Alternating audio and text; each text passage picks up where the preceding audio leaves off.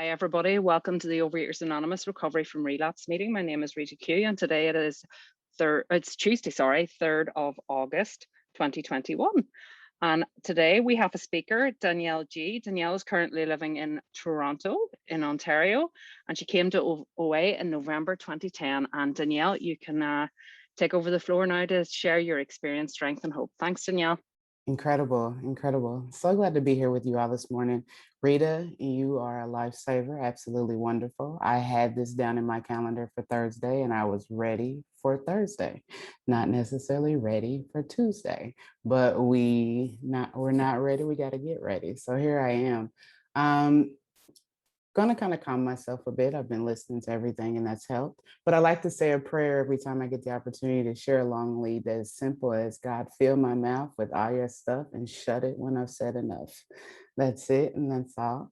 So I can see that I can share my screen and I have a couple of pictures that I am going to try to share with you all. And you let me know if you can see that thumbs up, if you can see those. Awesome. I see the thumbs up. So this is me prior to finding my way to OA, as Rita shared in November of 2010. So I love to take the format of exactly what you said, Rita, what it was like, what happened, and what it's like now as I share my story. Danielle, recovering compulsive overeater. I probably came to begin compulsively eating around the age of 5. Not to go into too much detail, but it was around that time when I started to experience sexual abuse. And I didn't know how to process what was happening to my body. My mother was dropping my sister and I off to a friend's house as she was working and doing other things. I was raised by my mother and grandmother primarily. My father kind of had a hand in my upbringing and wasn't always around as he was struggling with drug addiction. And so I started to experience this abuse happening to my body, and I did not know how to process it. But what I did know how to do was reach for candy. And that was one of the first loves of my life. I will tell you all, I ate candy from probably the age of 5 until I showed up here to these rooms, to be quite honest. But in those earlier years of my life, it was what I went to. I was a very awkward child. I didn't always know how to be myself in rooms full of people, in classrooms, and my neighborhoods where there were other children. Like I just didn't know how to fit in. And so I found myself finding comfort in my bedroom. And the scene played out so many times of me being in my bedroom with either music or TV or something and food. And that's how I came to understand myself. And I have one memory in particular where there was a small, what we call a variety store in the US where I grew up, a candy store, a little local candy store. And I can remember one time getting some money from my mother, and I went to this store and I spent every single dime that I had on candy and food and all kind of other things. And I came back up in my room and I spread this out all on my bed. And I remember looking at all of this and thinking, okay, this is what it feels like to be loved. This is what it feels like to actually have everything I need. And I have a younger sister who does not have any issues with food at all. And we joke sometimes that I didn't let her develop issues with food because I didn't share. I ate everything, like even her food sometimes when we were together. And it just was interesting how I lived in my own world for much of my adolescence. And of course, as I would go to school over the years, I watched myself become bigger than not only the students. By the time I got into like my middle school classes, I was even bigger than my teachers. And I remember there was a day when I think I was in about 5th grade, and I hope they don't do this anymore, but who knows? But we used to be weighed in gym class in front of everybody. And so I remember us lining up, all of us students, and stepping on the scale and then stepping off, and our gym teacher at that time writing down our weight. And so I can remember all the other students were going, they were stepping on the scale, they were 70 pounds, they were 80 pounds. We were in fifth grade. And I remember stepping on the scale and I was about 120 plus pounds. And I remember my gym teacher turning and looking at me, kind of startled by that. And it was one of the most embarrassing moments that I've had around my weight. And I can remember even then, after leaving that experience and us going to our cafeteria and having lunch, that I was shoveling it in. Like food was what I used to combat the feelings. And that carried on. That weight increased, of course. By the time I got to eighth grade, I think I was weighing about 170 pounds. I remember also entering into high school where I had to have a physical because I was interested in playing a sport. And by the time I got to high school, I was well over 200 pounds. And it continued, it continued. And of course, high school is hard for anyone. At least I'll bring it into my own heart and say it was very challenging for me. And I also saw it be challenging for those of us who were at what was considered to be a normal body weight, a healthy body weight. And so in my high school years, I completely pulled away from everyone. I also started working fast food jobs that were like, it was just like my fix to me. I could go to work, I could be compensated for work, and I could eat the entire time that I was working in some of these fast food settings. So I thought I really had hit the jackpot in that way. And I have some really like interesting stories around some of my experiences in some of these fast food restaurants. I remember one time I was working and I took a hot piece of food, like right out of the fryer, and tried my best to throw it in my mouth before I had to go and do my next task. And I ended up burning the roof of my mouth so bad that all the skin pretty much kind of came off of there.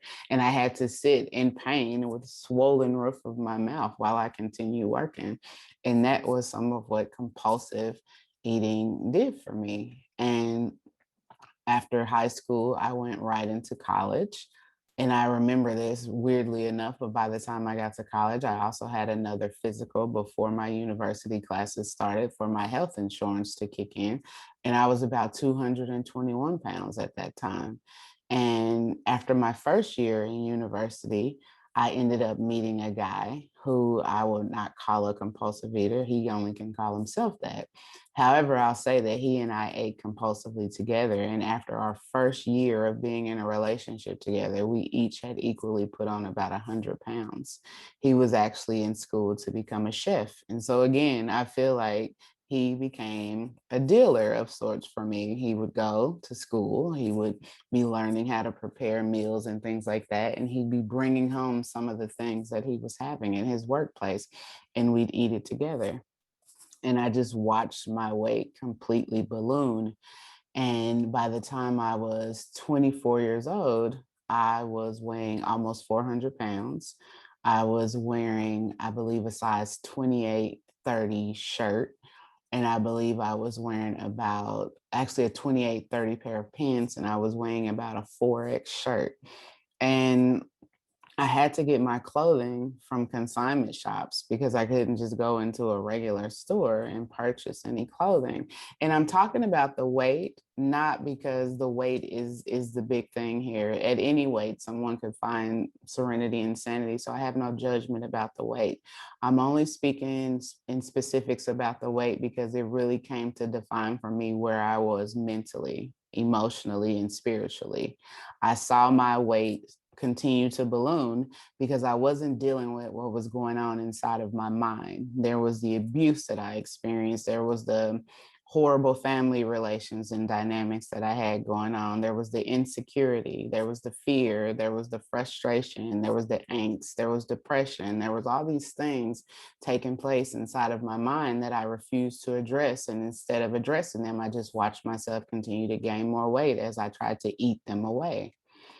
And by the time I turned 25, as I mentioned, I was almost weighing 400 pounds. I was in a relationship with the individual that I mentioned. He was almost weighing 500 pounds.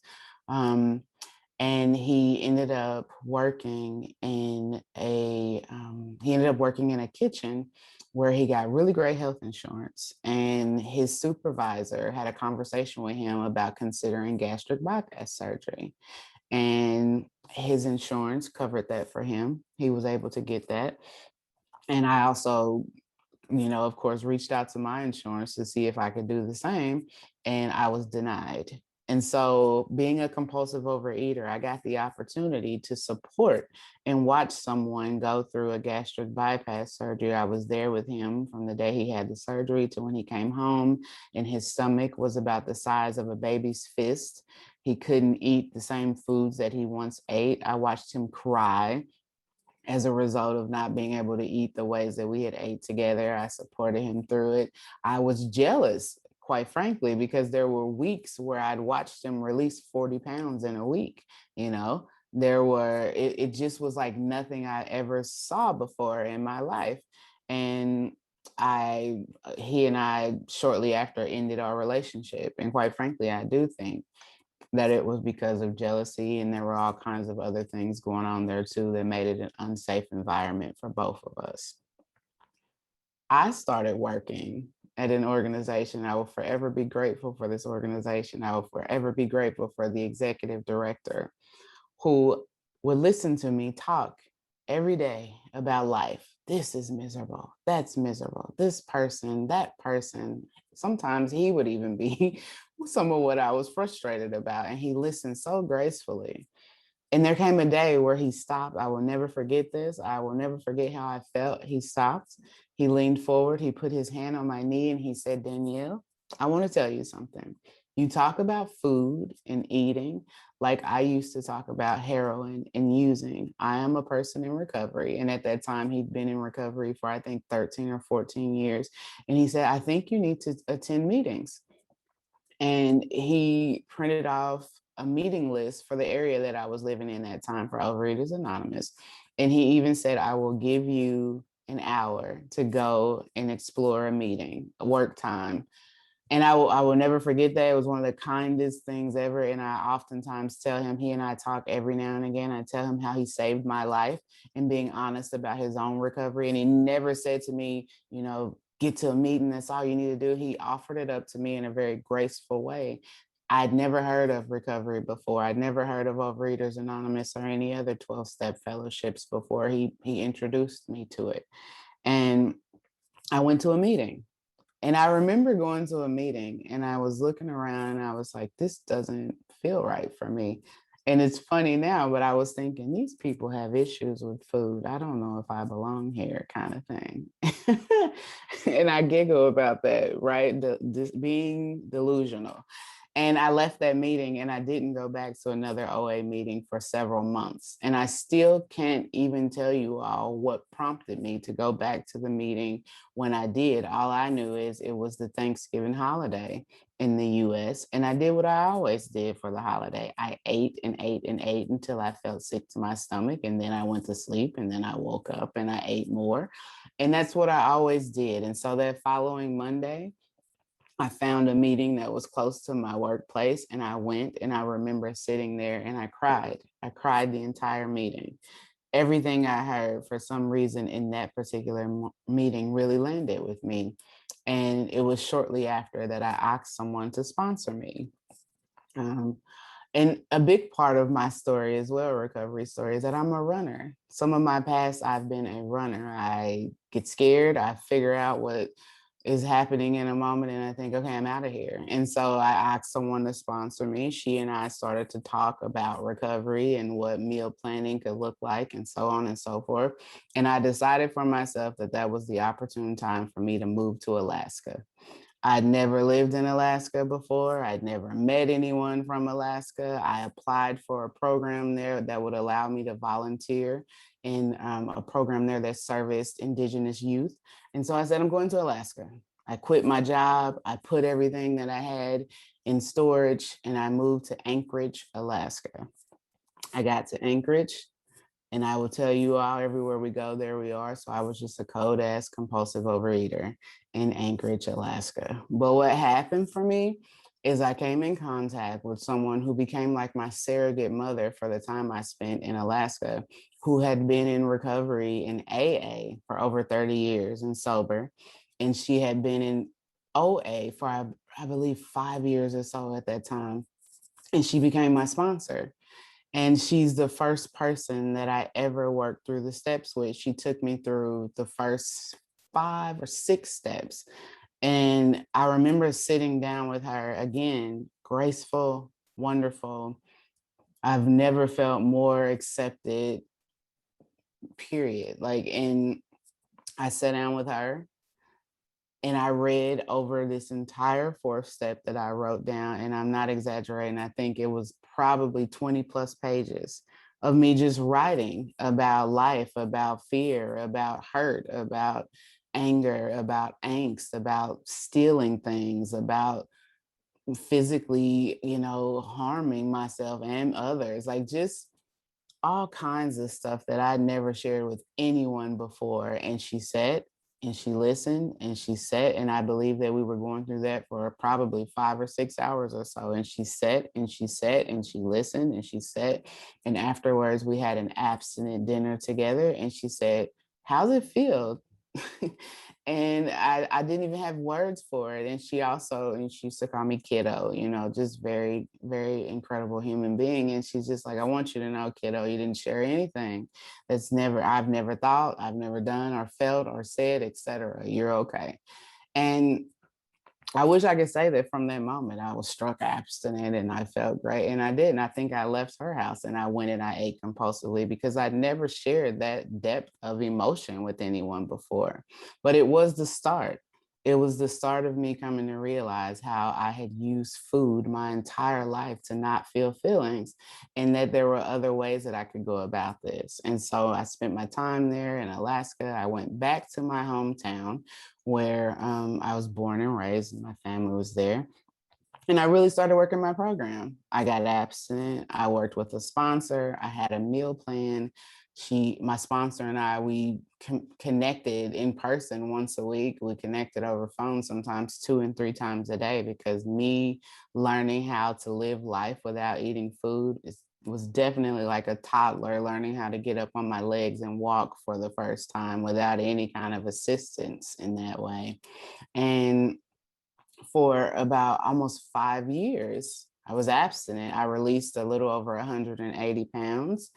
I was going with it. I was being seen in the community as some big deal because I let the weight, I released the weight. I was on this pink cloud, right? Like, wow, look at me. And everyone would come to me, "What have you done? You look so amazing."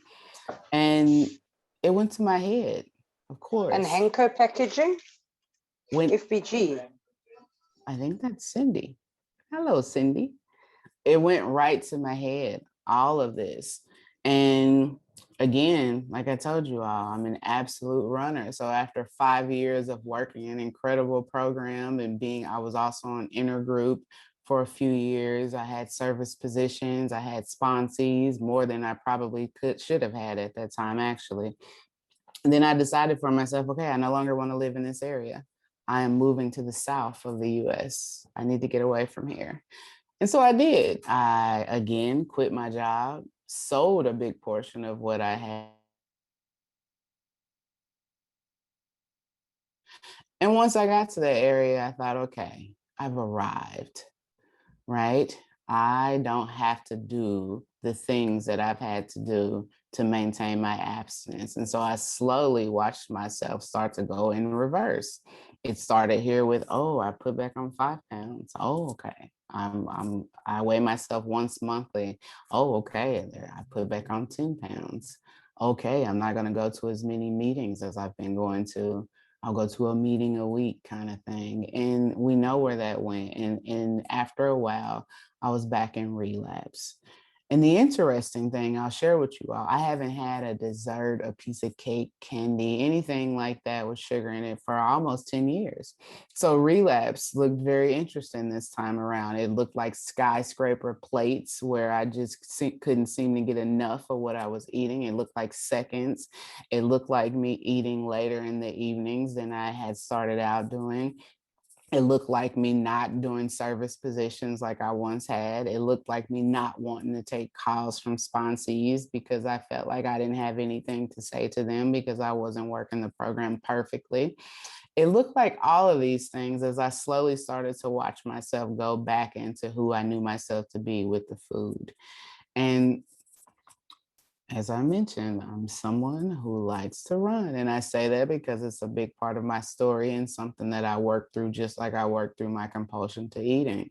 I was there in the other area that I'd moved to for maybe almost 3 years, and I met someone and I found them to be incredible. And we got married after a year. And then I said, okay, I'm going to move to Canada. And so that's where I am now. I moved to Canada. I got here. Again, everywhere we go, there we are. Compulsive eating followed me as well. Only now I'm married and trying to keep up a marriage. And also, I'm more interested in my food than I am in my marriage, is what it was like those earlier times. And so I started working with someone here as a sponsor, and we just didn't connect, and there's no fault on her part or mine. It just, the chemistry wasn't there. And so I would tell half truths, whole lies about what I was and was not eating and how often I was eating it, and so on and so forth, and more of the same. And so finally I got with the sponsor that I'm with now. We've been working together for a little over 2 years. I've been abstinent for a little over 2 years. um, and even that, sometimes I've been looking at, as of late. I went to the US for several weeks, and I found myself really wanting to take in some of the sugar-free 20 des- minutes? Thank you so much. I hear you. I saw myself want to take in more of the sugar-free dessert items that are there, in the US, because we don't have access to a lot of that in Canada, based on like some of what ingredients are legalized here and so on and so forth. And so I had to get really honest with my sponsor about some of my behaviors and where my mind was with some of this stuff while I was on vacation in the US. And we've talked through it. My food has been peaceful and sane since I've been back in Toronto. And I've been working the program one day at a time. And I will say that over these 10 years of me being here, initially it started out with, I'm someone who, I can't eat sugar. I just can't, like, and I have to be really mindful of that, because it is the cocaine for me. Once I put a little bit in there, I don't know where it would go. I may just be able to have that little bit and say, all right, I've had some sugar that was in there, and I'll go on. Or I may be, okay, I need everything that I can get my hands on right now, because that part of me has been activated in there that doesn't know how to turn itself off, because sugar was the first love of my life, to be quite honest. So I work really hard at avoiding sugar. I also have to watch my portion sizes. And I realize now that it's a lot less about actually what's on my plate, but about how it makes me feel emotionally. I have an emotional attachment to food, and I've had to get really honest about that. There were certain ingredients, there were certain portion sizes, there were certain holidays with certain foods that were considered to be, celebration foods. And I have to pay attention to this stuff because it activates those parts of me that's an addict, a compulsive overeating, addicted human being. And I also can see how it doesn't just stop with my food. I play the whack-a-mole game with other addictions. I picked up cigarettes for a while, and I put the cigarettes down and the food goes up. The food and the cigarettes go down, then I'm like interested in other people in a way that's not, okay in my marriage. And so I'm constantly watching myself play with the whack-a-mole kind of thing. And the only thing that helps with that is a higher power. I call my higher power God. And I've really had to continuously work on developing a relationship with some power greater than myself since I've been here in the rooms.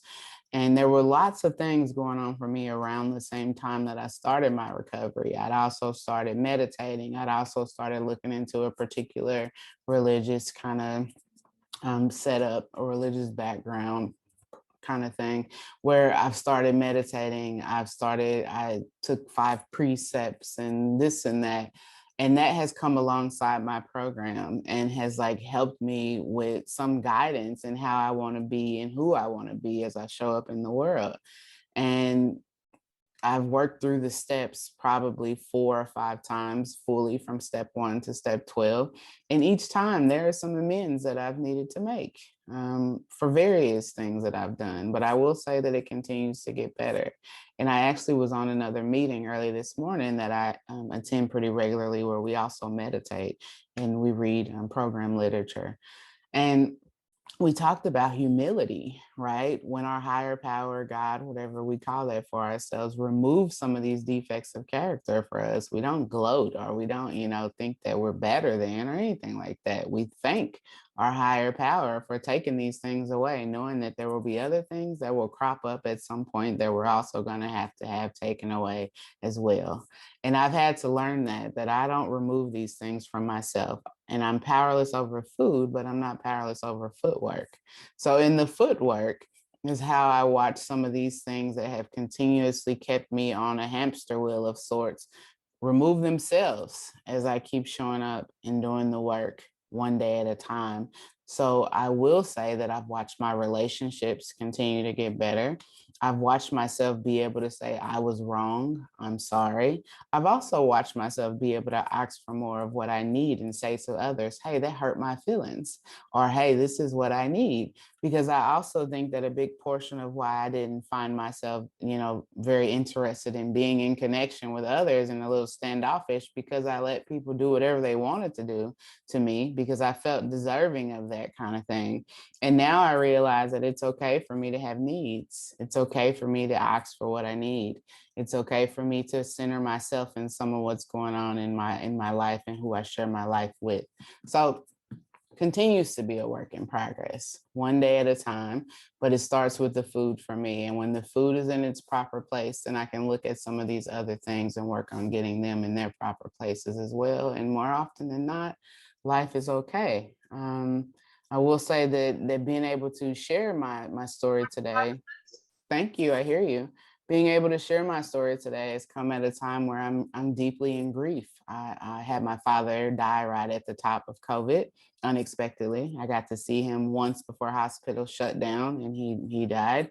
I had a really close friend of mine die of cancer a few months later, and then I lost my baby in the second trimester, and I'm just kind of I'm all over the place, but I'm also realizing that even in grief, food is not the answer, or any of these other ideas that I can come up with as the answer. But what has been the answer is community. What has been the answer is me talking about these things and how I'm feeling with a therapist, getting outside help. What has been the answer is me continuing to work at coming closer to my partner and being able to talk through some of this. Yeah, sleep, getting rest has been the answer. Crying, letting myself feel my feelings, that's been the answer. And taking myself out of the way as best as possible has also been the answer. So it's a continued work in progress, one day at a time. That's it for me, you all. Thanks for letting me share my story with you this morning. Oh, Danielle, that was just beautiful. Thanks so much. And I always like to read a wee paragraph. I ask God to give me a paragraph after from the big book. So I'm just going to read this. We are taught to differentiate. Sorry, it's called To Handle Sobriety. It's one of the stories in the big book, page 559. We are taught to differentiate between our wants, which are never satisfied, and our needs, which are always provided for. We cast off the burdens of the past and the anxieties of the future as we begin to live in the present one day at a time. We are granted the serenity to accept the things we cannot change, and thus lose our quickness to anger and our sensitivity to criticism. Above all, we reject fantasizing and accept reality. The more I drank, the more I fantasized everything. I imagined getting even for hurts and rejections. In my mind's eye, I played and replayed scenes in which I was fucked magically from the bar where I stood nursing a drink and was instantly exalted to some position of power and prestige. I lived in a dream world. AA led me gently from this fantasizing to embrace reality with open arms, and I found it beautiful. For at last, I was at peace with myself and with others and with God.